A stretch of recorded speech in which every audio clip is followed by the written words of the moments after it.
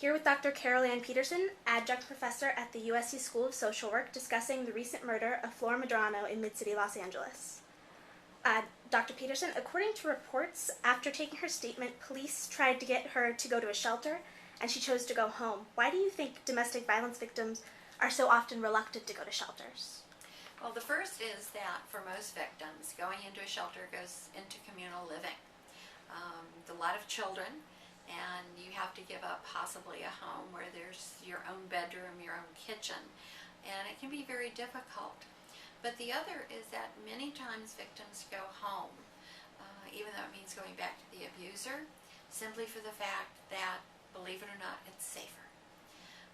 85% of domestic violence cases have a stalking component, and what we've learned from victims is that if approximately 4,000 victims die every year, and 75% of those die within 2 years of having left, sometimes a safer place is to be back at home.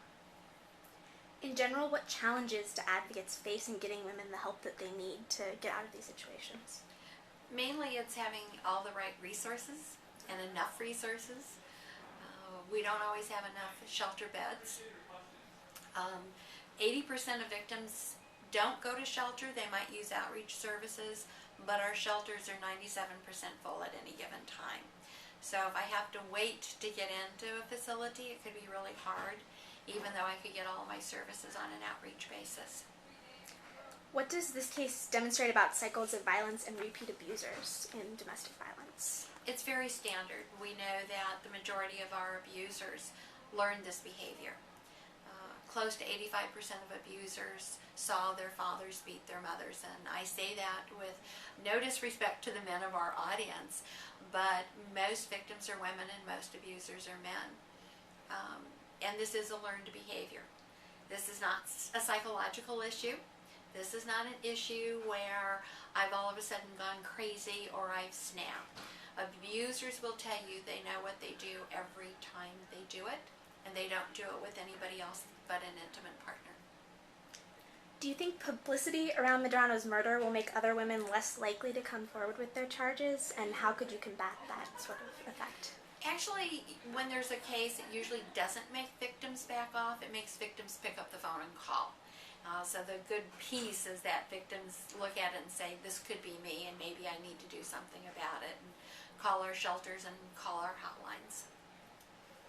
What do you think can be learned from this case in terms of police procedure or outreach by victims advocates?